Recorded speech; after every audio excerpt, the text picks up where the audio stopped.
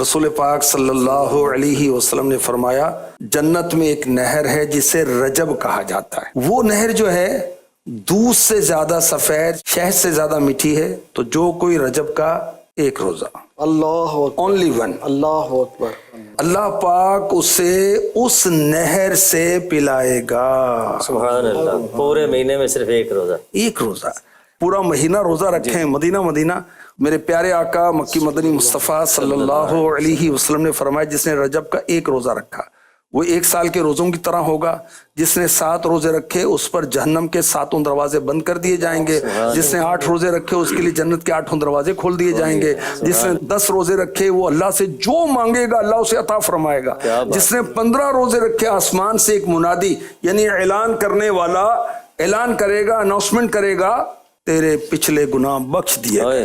کیا بات ہے۔ پس تو اثر نو یعنی اگین دوبارہ عمل شروع کر، تیری برائیاں نیکیوں سے بدل دی گئیں۔ اللہ اکبر۔ جو زائد کرے یعنی 15 سے بھی زیادہ روزے رکھے اللہ پاک سے زیادہ دے۔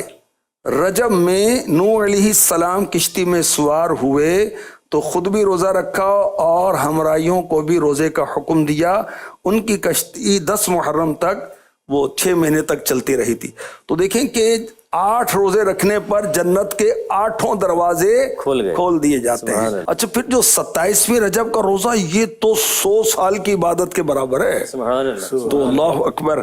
معراج کے دولہ مکی مدنی مصطفیٰ صلی اللہ علیہ وسلم نے فرمایا رجب میں ایک دن اور رات ہے، جو اس دن روزہ رکھے رات کو عبادت کرے گویا اس نے 100 سال کے روزے رکھے، 100 سال کی شب بیداری کی، اور یہ رجب کی 27 تاریخ ہے۔ تو 100 سال کی عبادت کا ثواب رب کائنات محبوب پاک کے صدقے میں ہمیں عطا فرما دے گا۔